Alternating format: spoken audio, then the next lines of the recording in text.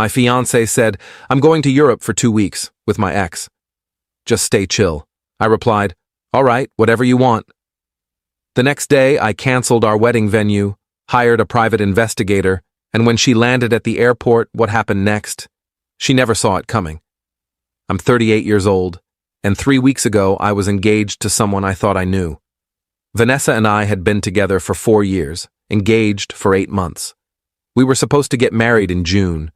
Venue booked, deposits paid, invitations ordered. The whole thing. I thought we were building something real. 2 Thursdays ago, Vanessa came home from work around 6 p.m. and sat down across from me at the kitchen table. She had this weird energy, nervous but also defiant, like she'd already made up her mind about something and was just going through the motions of telling me. "I need to talk to you about something," she said. I closed my laptop. "What's up?" "You know how I've been reconnecting with old friends lately?" "Sure," I said. She'd been on social media a lot more than usual, always on her phone. "Well, I've been talking to Cameron, my ex from college, Cameron." I knew the name. They dated for 3 years, broke up 7 years ago when he moved to London for work. She'd mentioned him maybe twice in 4 years, always in passing. "Okay," I said carefully. "He's been going through a rough time. Divorce, job stress, the whole thing. We've been talking and he invited me to come visit him in London. He wants to show me around Europe for a couple weeks. Paris, Amsterdam, Barcelona." I stared at her. "You want to go to Europe with your ex-boyfriend?" "It's not like that," she said quickly. "It's just as friends. He needs support right now, and honestly, I could use a break too. Wedding planning has been stressful." "Wedding planning for our wedding?" I said. "I know, but this is important to me. Cameron was a huge part of my life once. He's going through something difficult. I want to be there for him. For 2 weeks, in Europe, alone." "Yes." I sat there trying to process what she was saying. "And you think this is appropriate? You're engaged." "Which is exactly why you should trust me," she said, and there was an edge to her voice now. "I'm not asking for permission, Marcus. I'm telling you what I'm doing. I already booked the flight. I leave Saturday." "This Saturday? As in 3 days from now?" "Yes." "And when exactly were you planning to tell me?" "I'm telling you now." I took a deep breath. "What if I'm not okay with this?" She looked at me like I was being unreasonable. "Then you're going to have to deal with that." "Because I'm going. Cameron needs me, and honestly, I need this. I need some space to think." "Space to think about what?" She hesitated. "About us. About whether getting married is really what I want." That's when something clicked. This wasn't about supporting a friend. This was about her having second thoughts and running away to figure them out with her ex-boyfriend. "So let me get this straight," I said slowly. "You're having doubts about our marriage, and your solution is to fly to Europe with your ex for 2 weeks. "I need clarity," she said. "Just stay chill about this, okay? I'll be back before you know it, and we can talk about everything then." I looked at her for a long moment. This woman I'd spent 4 years with. This woman I'd proposed to on a beach in Maui. This woman who was now telling me to stay chill while she went on a romantic European vacation with her ex. "All right," I said quietly. "Whatever you want." She looked relieved. "Thank you. I knew you'd understand." She went to the bedroom to start packing. I sat at the table, staring at nothing, feeling this cold clarity settle over me. Update. One Friday morning, Vanessa left for work early. She had meetings all day, she said, would be home late, probably wanted to avoid more conversation about her trip. The moment she left, I got to work. First, I called our wedding venue, explained there was a situation we needed to cancel. They said the deposit was non-refundable, $5,000. I said fine, cancel it anyway. They processed the cancellation while I was on the phone. Then I called the caterer. Same story. Lost another $2,000 in deposits. Didn't care. Florist, photographer, DJ, I canceled everything. Some were understanding, some weren't. I lost about $12,000 total in deposits. Worth every penny. Next, I called my buddy Jake. He's a lawyer, handles all kinds of cases. I told him what was happening. "You need a private investigator," he said immediately. "Document everything. If she's cheating, you'll want proof."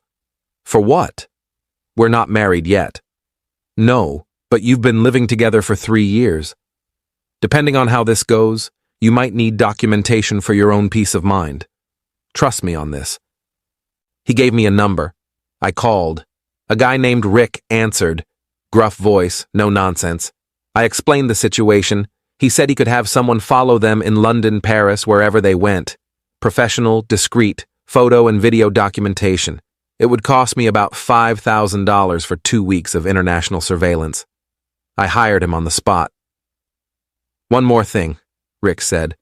"I'll need her flight information, hotel bookings, anything you can get me."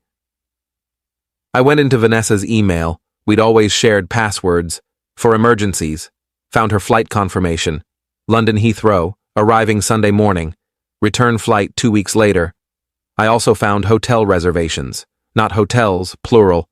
Hotel, singular. 1 room in London, 1 room in Paris, 1 room in Barcelona, all booked under both their names. I forwarded everything to Rick. Then I went to the bank and moved half our joint savings into a new account in my name only. We had about $40,000 saved up. I took $20,000. She could have the rest. Vanessa came home at 9 p.m. Friday night. I was on the couch watching basketball, acting completely normal. "Hey," she said, dropping her bag. "How was your day?" "Fine." "You?" "Busy. I'm exhausted." She sat down next to me. "I'm flying out tomorrow at 2 p.m. I'll take an Uber to the airport." "Sounds good," I said. She looked at me. "You're really okay with this?" "You said you're going either way." "So yeah, I'm okay with it." She smiled and kissed my cheek. "Thank you for being so understanding. This is why I love you." I didn't say anything. Just watched the game. Update 2 Saturday afternoon, Vanessa left for the airport, hugged me goodbye, said she'd text when she landed, told me not to worry. The moment she was gone, I started packing her stuff. Everything. Clothes, shoes, toiletries, books, everything that was hers. I was methodical about it. Labeled boxes, made an inventory. Took me about 6 hours. Sunday morning, I got a text. Landed safe. London is beautiful. Miss you already. I didn't respond. Monday morning, Rick called me. "I've got someone on them," he said. "They picked her up at Heathrow." Went straight to the hotel. You were right, 1 room. They had breakfast this morning at the hotel restaurant. Lots of hand-holding, kissing. "I've got photos." "Send them," I said. He emailed me a dozen photos. Vanessa and Cameron holding hands across a table, Cameron's arm around her shoulder, them kissing on a street corner in front of some tourist attraction. In every photo, she looked happy. Genuinely, radiantly happy. I felt nothing, just cold, calm clarity.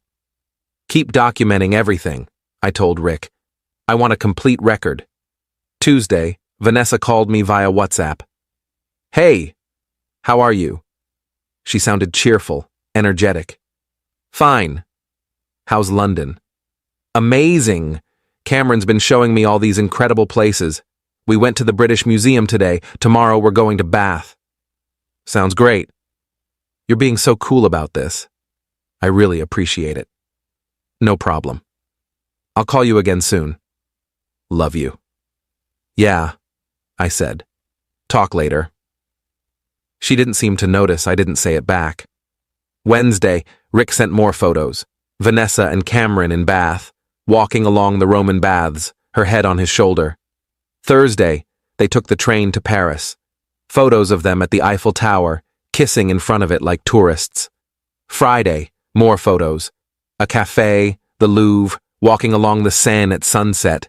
Every day, Vanessa texted me something casual. "Paris is gorgeous. The food here is incredible. Wish you could see this." I didn't respond to most of them. My best friend Mike came over Friday night. I showed him the photos Rick had sent. Jesus, he said. She's not even trying to hide it. Why would she? She thinks I'm sitting at home staying chill like an idiot. What are you going to do? Wait, I said. Let her have her fun. Let her think she got away with it. Then, when she comes home. Then what? Then she gets a surprise. Update 3.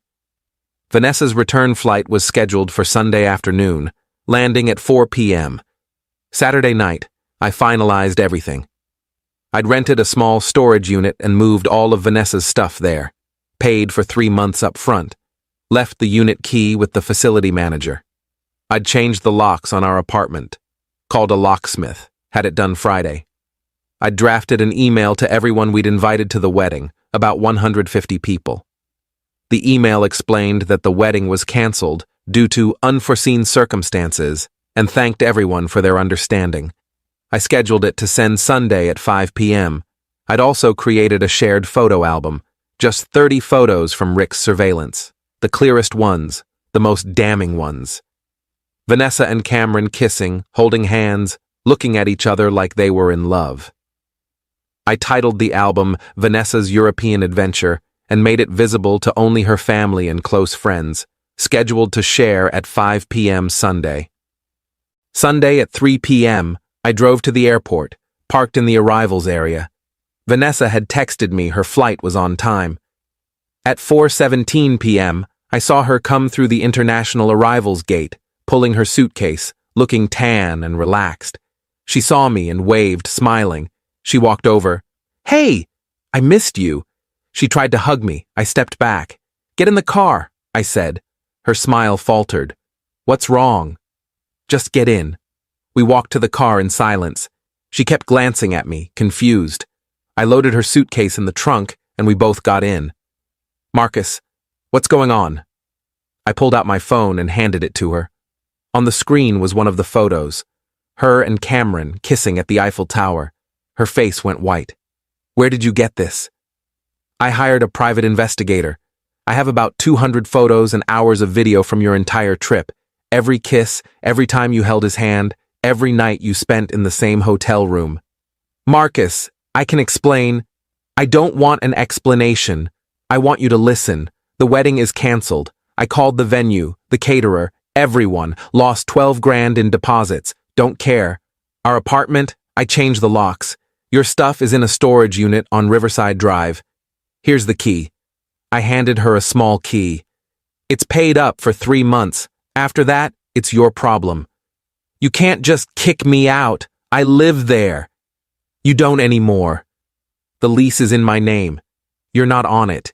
You have no legal right to be there." "This is insane. You're insane." "Also," I continued, ignoring her, "in about 30 minutes, everyone invited to our wedding is getting an email explaining that it's canceled. And everyone in your family and friend group is getting access to a photo album documenting your European affair. So you might want to turn off your phone for a while." She stared at me in horror. "You wouldn't. It's already scheduled. Can't stop it now even if I wanted to. Marcus, please, get out of my car." "What?" "Get out. Now. Or I'm driving to the nearest police station and reporting you for trespassing." She started crying. "Please, can we just talk about this?" I made a mistake. I was confused. "I love you." "You love Cameron," I said flatly. "You made that pretty clear. Now get out." She grabbed her suitcase from the trunk, still crying, and stood on the curb as I drove away. In my rearview mirror, I saw her on her phone, probably calling Cameron, probably calling her mom. I didn't care. Update 4:06 p.m. My phone was blowing up. Texts from Vanessa's friends, her sister, her mom. Some angry, some confused, some actually supportive. Vanessa's mom. "How could you humiliate her like this? She made a mistake. You're cruel." Vanessa's sister. "I just saw the photos. I'm so sorry, she's a mess. We had no idea." Vanessa's friend Amy. "You're handling this all wrong. You should have talked to her first." My brother. "Saw the email. Good for you, man. She didn't deserve you. I turned my phone off. Monday morning, Vanessa was waiting outside my apartment building. She looked terrible. Red eyes, rumpled clothes, like she hadn't slept. "I need to talk to you," she said when I came out. "There's nothing to talk about." "Please, just 5 minutes." I stopped. "You have 3 minutes." "I'm sorry. I'm so sorry. Cameron and it wasn't supposed to happen. We were just reconnecting and things got out of hand. I never meant to hurt you." "But you did.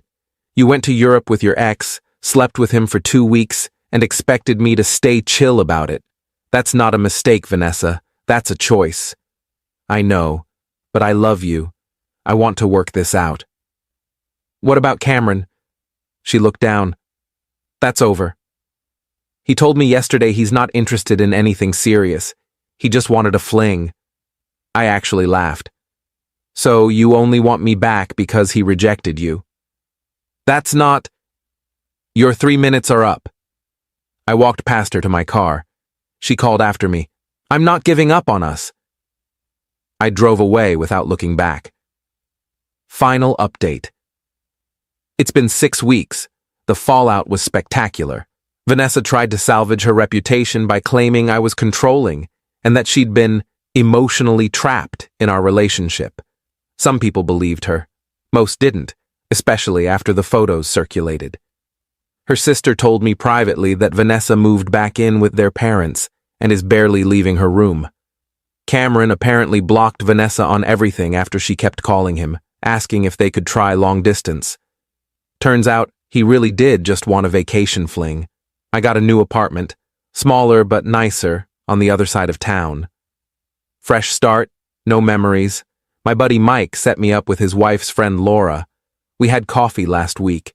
She's a veterinarian, funny, grounded. When I told her about Vanessa, abbreviated version, she said, "Sounds like you dodged a bullet. We're getting dinner this weekend." Vanessa's mom sent me a long email apologizing. Said she'd seen more of the photos and understood why I'd done what I did. Said she was disappointed in her daughter.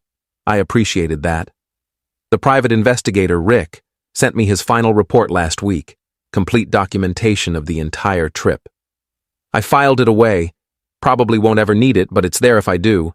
I was cleaning out my closet yesterday and found the engagement ring box. Bought that ring for $8,000. Diamonds, platinum, the whole thing. I took it to a jeweler to see what I could get for it. He offered me $4,500. I took it. Put the money toward my new apartment. Someone asked me if I regret how I handled things. If I should have confronted her before she left, given her a chance to cancel the trip. Honestly, number. If I'd confronted her, she would have either lied, or worse, gone anyway, and just been more careful. This way, she showed me exactly who she was. No ambiguity, no room for doubt.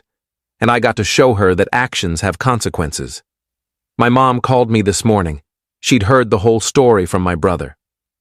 "I never liked her," Mom said. "Too selfish. You're better off.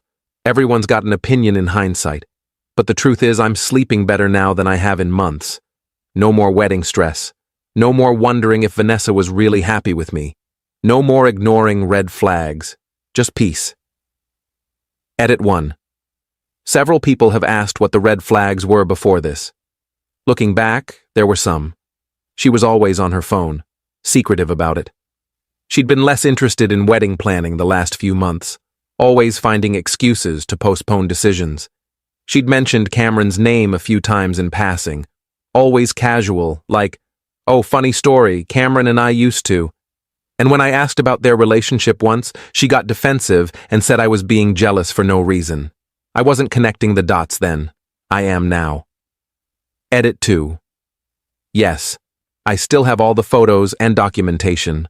No, I won't share them publicly. That's not the point. The point was making sure the people close to her knew the truth, not humiliating her to strangers. There's a difference.